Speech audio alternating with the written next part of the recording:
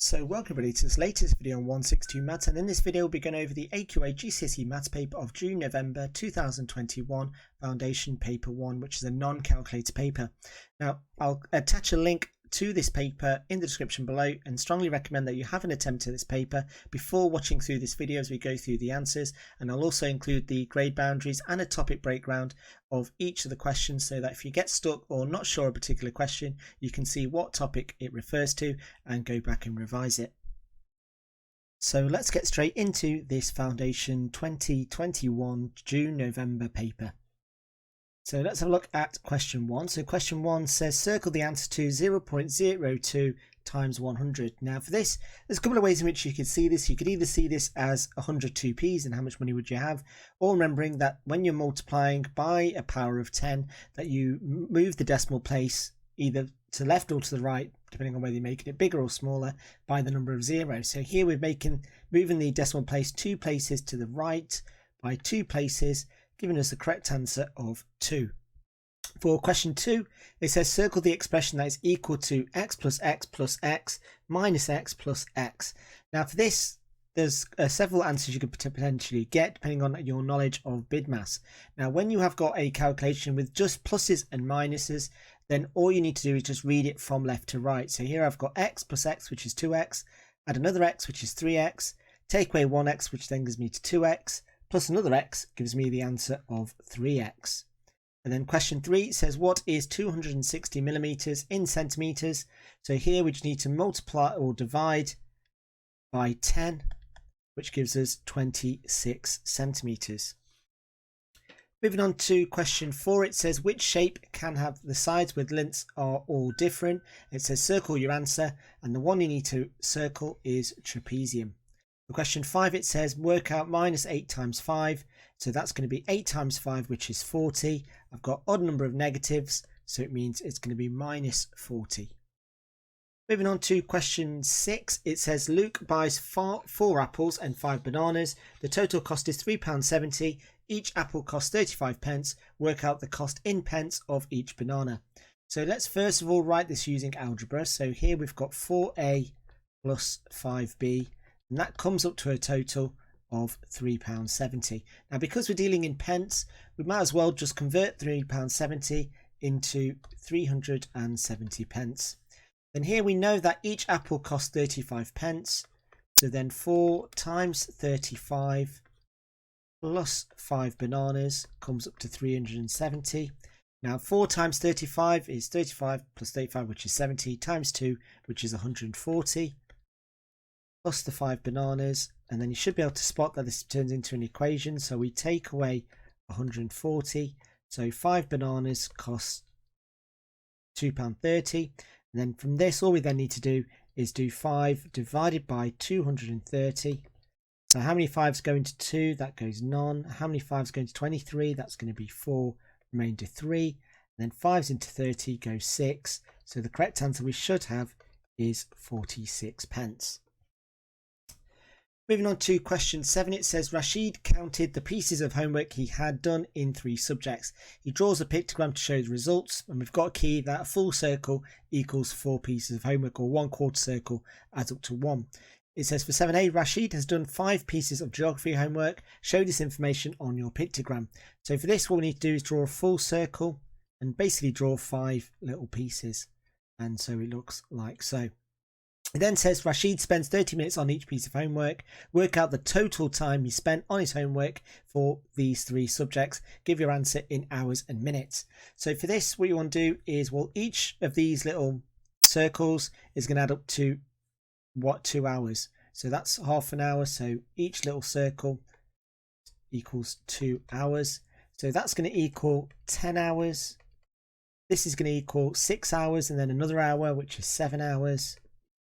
And then here we've got 1 hour, actually 2 hours, and 30 minutes. And then if we add up all of these times together, we should have an answer of 19 hours and 30 minutes. Then moving on to question 8, it says that a travel company is taking some passengers on a trip. They use coaches or minibuses. Each coach can carry 53 passengers. Each minibus can carry 12 passengers. The passengers going on the trip would exactly fill 3 coaches. If the company uses only minibuses, how many will they need? So here what we need to do is we need to work out the total number of passengers first. So the total number of passengers. And how we can do that is by recognizing that we fill exactly 3 coaches. So that's going to be 3 multiplied by 53. And then doing some multiplication, we should get 159 people. Then from this, what we then need to do is we then need to work out the number of minibuses. And what we need to do here is do 159 divided by 12.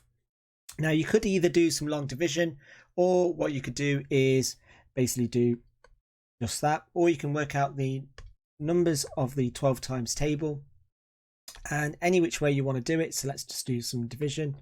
So here we've got 1, 5, 9. So 12 goes into 1 0 times, carry the 1. 12 goes into 15 once, remainder 3. 12 goes into 39 3 times, remainder 3. And 12's into 30 will go twice. So we're looking at around about 13.2 minibuses, which obviously cannot happen. So here what we then need, so we're going to need, the company needs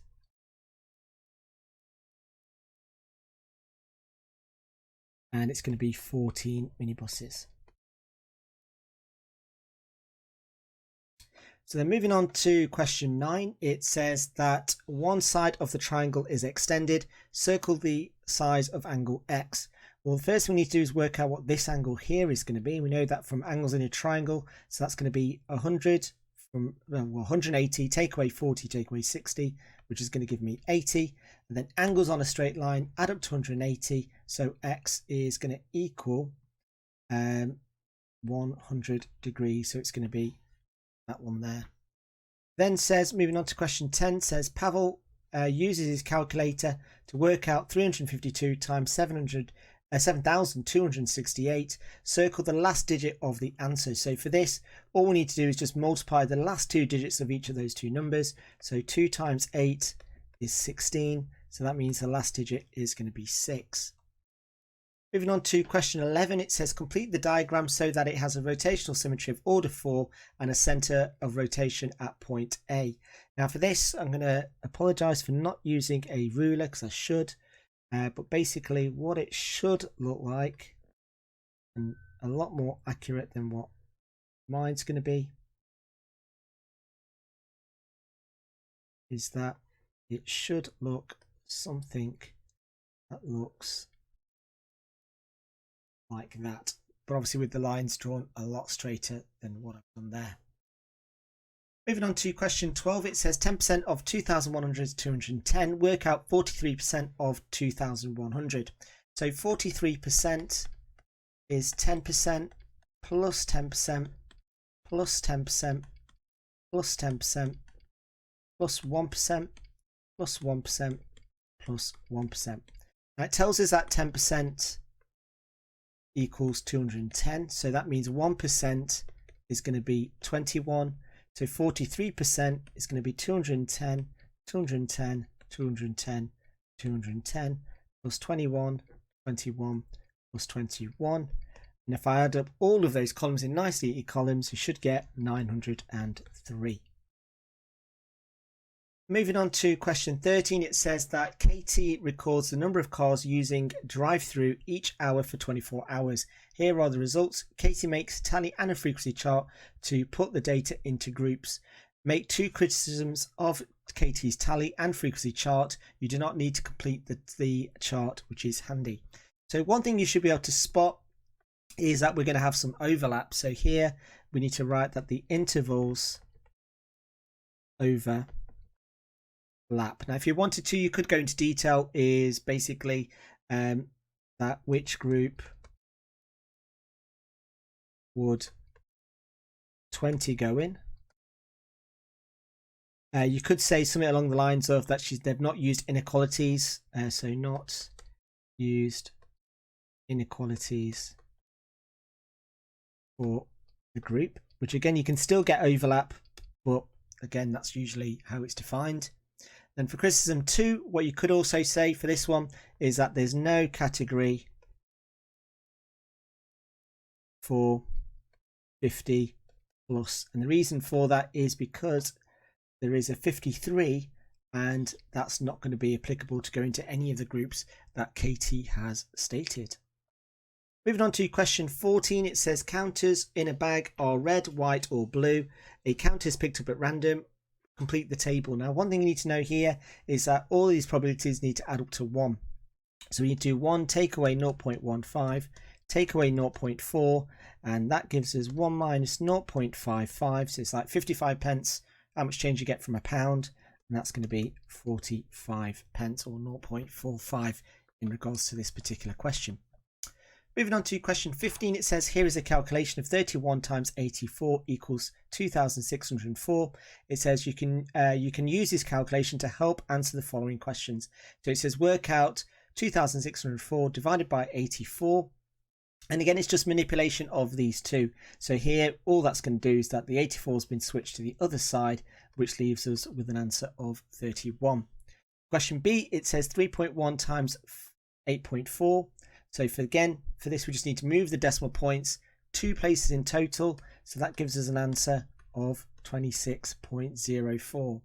And then for the final one, it says 31 times 85. Well, again, all I've got is an extra 31. So for this, all I need to do is 2,604 plus another 31. And that gives me an answer, adding those numbers up, of 2635. Moving on to question 16, it says that a password has 30 characters. It is made up of 5 numbers, 15 letters and some symbols. Work out the ratio of numbers to letters to symbols. Give your answer in its simplest form. So here we've got 5, 15. Now all of these numbers need to add up to 30, which means that my last number is going to be 10. So then simplifying each of these by dividing each of the numbers by 5, I get 1, 3 and 2. Question 17, it says work out 5 6 plus 7 12ths. Give your answer as a mixed number. So for this, what we need to do is when we're adding, we need to make sure our common denominators are the same. So I can write them both over 12. So I multiply this entire fraction by 2. So that then becomes 10. Second fraction stays the same. So that then becomes 17 over 12. And that as a mixed number, well, how many 12s go into 17? That's going to be 1. What's your remainder? That's going to be 5. And what's the original divisor, which is 12? Moving on to question 18, it says the cost of making a phone call is a fixed charge and a charge per minute. It says the cost of phone calls up to 5 minutes are represented by the graph, and it says work out the fixed charge. Now the fixed charge is when you're making 0 minutes, and as you can see, that is going to be 20 pence. For 18b, it says work out the charge per minute. Well, for this, what we need to do is work out the gradient.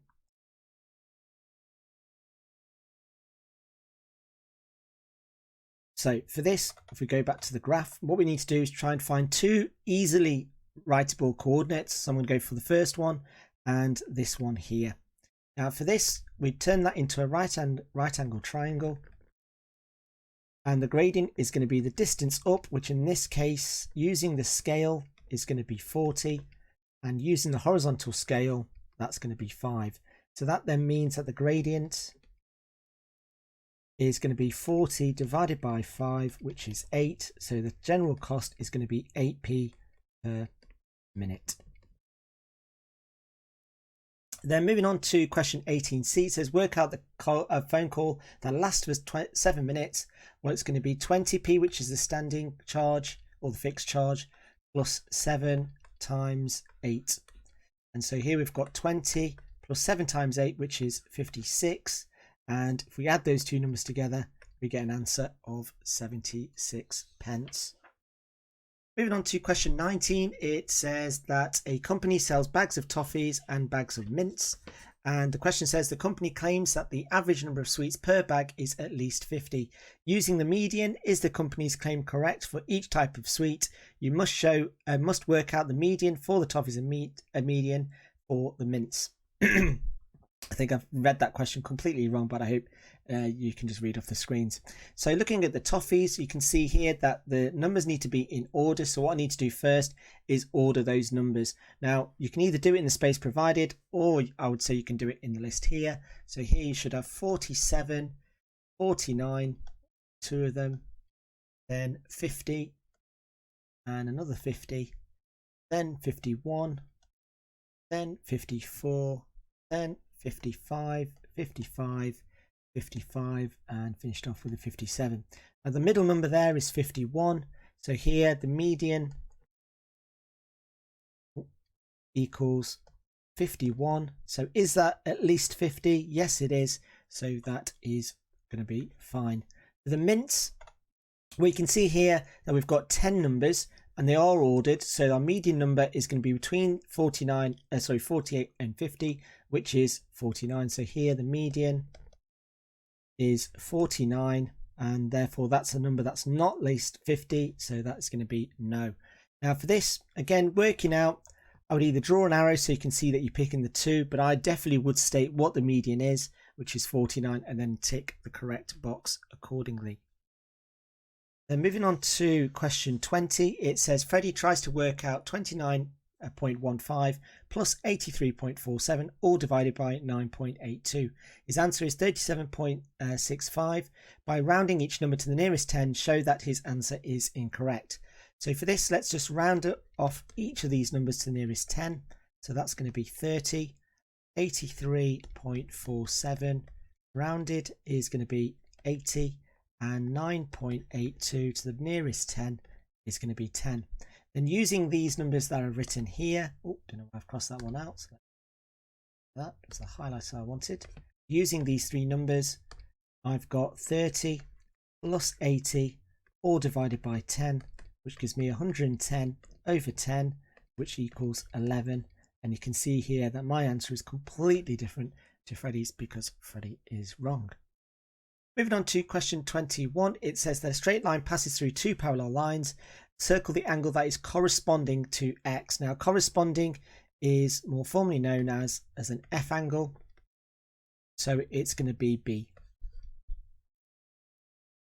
Moving on to question 22a, it says that Lucy wants to simplify 6a minus 7b minus 2a in brackets. She writes 4a minus 7b. Is she correct? So let's have a look at what this is. Now, commonly, you're quite tempted to tick a box first and then give your reason. I would suggest that you give your reason first and then tick the correct box. So looking at this particular working out, we get 6a minus. Now, if I do minus times 7b, I get minus 7b. But a minus times minus 2a is going to give me a positive 2a. So I've got 6a minus 7b plus 2a. And if I simplify all of that, well, I've got 6a plus 2a, which is 8a, minus 7b. So is she correct? No, she is not. Moving on to B, it says Lucy also wants to simplify 3p squared times 5p to the power of 7. She adds 3 and 5 and then adds 2 and 7, and her answer is 8p to the power of 9. Tick a box for each part of her method. So should she have correctly added, or should she have added 3 and 5? Well, the answer is no. Does she add the powers when you're multiplying? Yes, so she is correct on that point. Moving on to question 22c, it says Lucy thinks of a number. 10 times the number equals 10 divided by the number. Give a possible value of the number. Now for this, I would say it's either going to be 10, let's call the number x, and 10 over x. Now the two possible numbers you could pick, and you can write either of these, is either going to be 1 or minus 1. And if you use any of those two numbers into that expression there or equation, you will end up that you'll find that they're both equal to each other. Moving on to question 23, it says Lily's age is 2 years and 4 months and Hugo's age is 1 year and 8 months. Write Lily's age in months as a fraction of Hugo's age in months. Give your fraction in its simplest form. So looking at Lily, we need to write this in months only. So 2 years is going to be 2 times 12 plus 4, which is 28. And then for Hugo, it's going to be 1 year, which is 12 months, plus 8 months, which gives us 20 months. So writing that as a fraction, we get 28 over 20. Then we want to write that in its simplest form, which is dividing both numbers by 4. So that's going to be 7 over 5. So we can either write their answer as 7 over 5, or we can write it as 1 2/5. Moving on to question 24, it says that working alone, it takes Kevin 4 hours to paint an area of 12 meters squared. Kevin and Steve are going to paint an area of 24 meters squared. Kevin says working together at the same rate, it will take us 8 hours because 24 equals 2 times 12. Is he correct? We need to tick the box and give the reason. So let's first of all, well, the answer is going to be no, because if you've got twice as more people working at the same rate as each other, it should take you quicker to do. And obviously what Kevin's worked out is that it's actually going to take longer with Steve than it would do working by himself, which for some people that might be the case. So the answer is going to be no. He's not correct, and the reason for that, you could say, is that more people equals less time. So that'll be the most basic answer you could give, particularly if they're working at the same rate. But also what you could do is give it, but for 1 mark I would say that should be absolutely fine. But I would say that Kevin's work rate equals, and it's going to be 3 meters squared per hour. So with 2 people, they should be able to do 6 square meters per hour.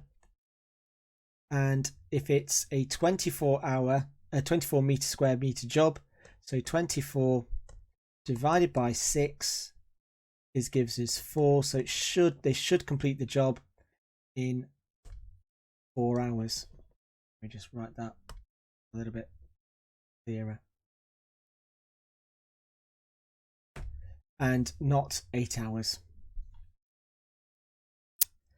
So moving on to question 25a, it says solve, and we've got our inequality. So for this, the first thing we want to do is get the x's all onto one side.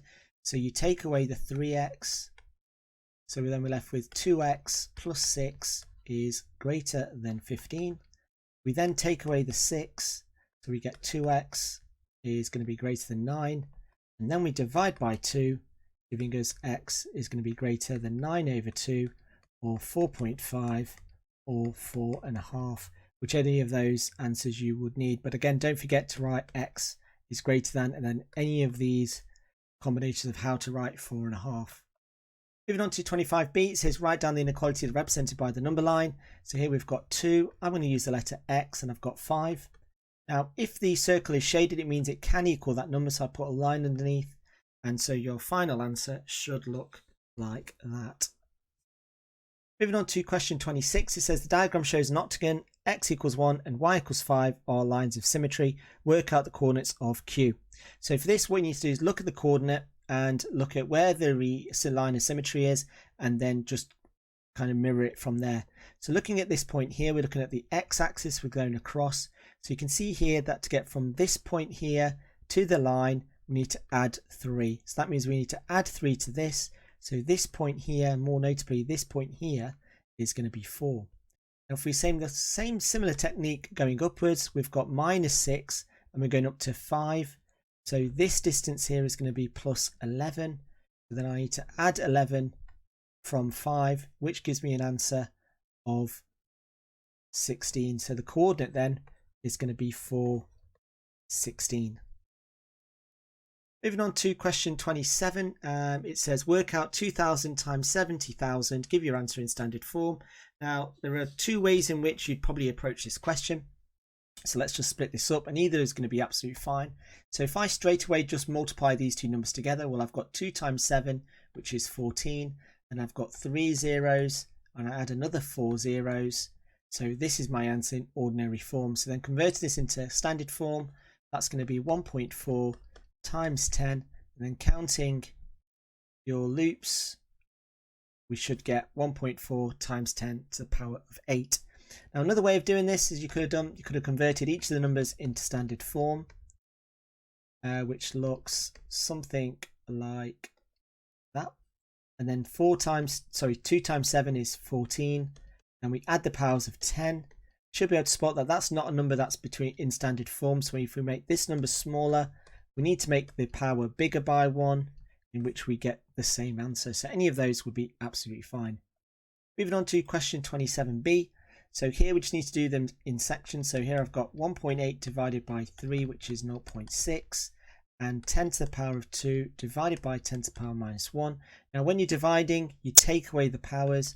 So that's going to be 10 minus 1, which is 10 to the power of 3. So all in all, that then gives us 0.6 times 10 to the power of 3. And that will give us, there's a couple of ways to do this, moving the decimal point 3 places because we want it in ordinary form. So looking at 0.6 and moving this decimal point 1, 2, 3, put in the empty gaps, and I get an answer of 600. Alternately, you should be able to spot that if we make this number bigger by 1, we got to make the power smaller by 1, and 6 times 10 squared gives me 600, in which we get the same answer. Moving on to question 28, it says A, B and C and D are junctions on a motorway. The distance of C to D is 3 times the distance of A to B. Distance of B to C is 25 miles. Salma drives from A to C. She drives for 30 minutes at an average speed of 62 miles per hour. Work out the distance of A to D.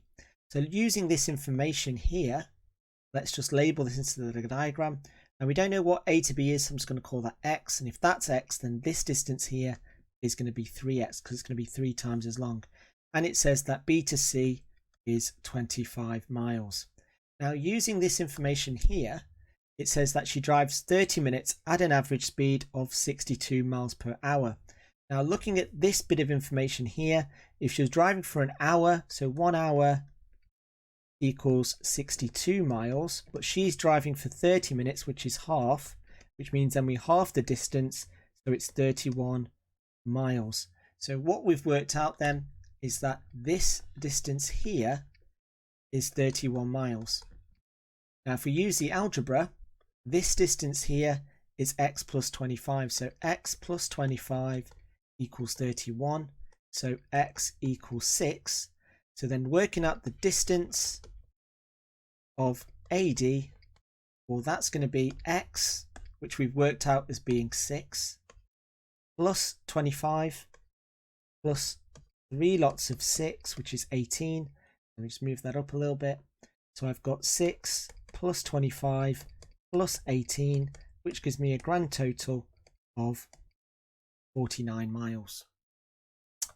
Then moving on to question 29, it says here is a sketch of a graph. Circle the equation of the graph where k is a constant. Now k is a constant basically just means that k is a fixed number. Now for this is going to be a straight line graph. This is going to be a straight line graph. This is going to be a straight line graph. So just by a process of elimination, our correct answer is going to be our last option. Moving on to question 30, it says that write 200 as a product of its prime. So for this we need to draw a factor tree. Now again, just picking two numbers that multiply together to give you the number above and circle any prime numbers. So 2 is prime, 100 is not. Now I'm probably going for the most obvious combination. And once you've circled all your primes, so looking at this, we've got 2 times 2 times 2 times 5 times 5. But the question does say give your answer in index form. So we need to group these together. So that becomes 2 cubed times 5 squared. Then moving on to question 31, it says here is a right angle triangle. Use trigonometry to work out the value of x. So for this, what we need to do first is label the triangle. So 30 is my theta. My hypotenuse is 10. And this angle, this side here, is going to be my opposite, which is x. So picking the correct trig ratio, I'm going to be using sine. I've got sine theta equals O over h. So here I've got sine 30 equals x over 10. Now, using the exact values of trig, you should be able to note that sine 30 is a half. So I've got half equals x over 10. So you can either do some cross multiplying or you can treat it as like an equivalence fraction question, in which there you should be able to find that x equals 5. Then moving on to our last question, which is factorising quadratics. So what you're looking for are two numbers that multiply together to give you the number at the end, which is 10, and added together to give you the coefficient of x, which is the number here. So that's going to be 7. So the two numbers that you're looking for are going to be 5 and 2. So inside the brackets, you can have one bracket which is x plus 5 and the other bracket which is x plus 2, and you can write those brackets in any order as you wish. So that would be my final answer. And then that concludes the end of this paper. Now we'll put the grade boundaries for this individual paper, but again it is just the individual paper for the grade that you'll get. In order to get your overall grade, you'll need to complete all 3 papers in this series and look at the official grade boundaries for the grand total.